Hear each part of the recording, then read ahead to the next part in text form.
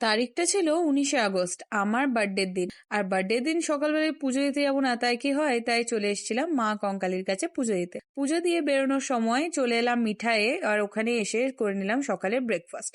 সকালের ব্রেকফাস্ট করে বাড়ি ফিরে দেখছি দুপুরের লাঞ্চের প্রিপারেশন তখন কিন্তু পুরোই শুরু। দুপুরের লাঞ্চে ছিল এলাহি আয়োজন। ফার্স্টে ছিল ফিশ ফ্রাই, তারপর মাছ পোস্ত, চিকেন, পায়েস, মিষ্টি, কি না ছিল না। ফার্স্টে ফিশ ফ্রাইটা দিয়ে ট্রাই করলাম।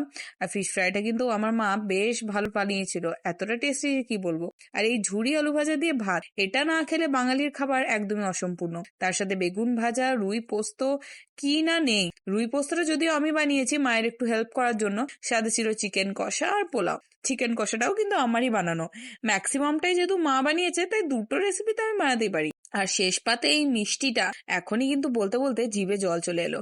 তারপরে ছিল এই ঠান্ডা ঠান্ডা আইসক্রিম। এত কিছু খাওয়ার পর সন্ধেবেলায় প্রচন্ড বৃষ্টি পড়ছিল, আর আমাদের বাইরে সেলিব্রেট করতে যাওয়ার কথা ছিল। আমি আর আমার বন্ধুরা মিলে বৃষ্টি থামা মাত্রই চলে এলাম এই সুন্দর একটা রেস্টুরেন্টে।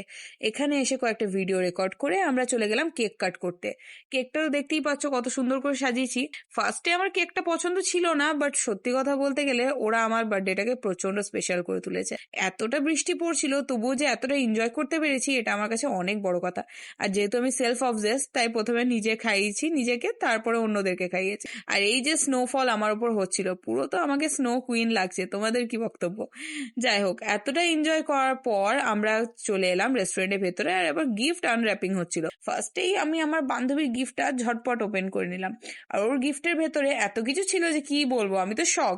এই যে ব্যাগটা দেখছো এর ভেতরে আবার ওর বোন কয়েকটা ছোট ছোট কিউট কিউট গিফট দিয়েছে, যেগুলো আমার প্রচন্ডই পছন্দের। আর শুধু এতেই শেষ ছিল না, তার সাথে ছিল একটা চকলেট ফাজ, যেটা আমার আরো ভালো লেগেছে। আর এটা ছিল সেকেন্ড গিফট।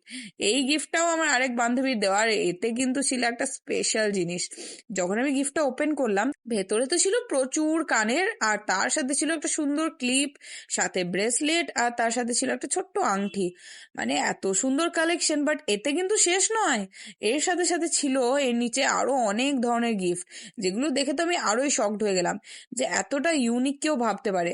আর এই যে দেখতে পাচ্ছ কনসিলার, সানস্ক্রিন, তার সাথে ছিল একটা সুন্দর শেডের একটা লিপস্টিক, আর সাথে ছিল একটা আইলাইনার। এত কিছু পেয়ে আমি তো প্রচন্ডই খুশি, তাই চলে গেলাম ডিনার করতে। ডিনারে ফার্স্টেই ছিল আমার ফেভারিট ফিশ ফিঙ্গার, যেটাকে আমি একদম মিস করতে পারবো না। তারপর ছিল নান, সাথে ছিল চিকেন দো পেঁয়াজা, চিকেন কষা, আর ফ্রাইড রাইস, যেগুলো খেতে প্রচন্ড টেম্পটিং আর টেস্টি ছিল। তোমাদের আমার বার্থডে ভ্লগটা কেমন লাগলো লাইক দিয়ে বুঝিয়ে দিও।